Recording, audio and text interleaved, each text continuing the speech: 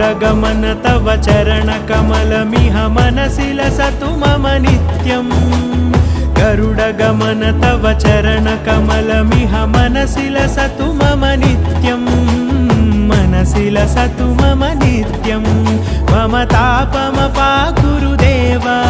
मम पापमपाकुरुदेव मम तापमपाकुरुदेव मम पापमपाकुरुदेव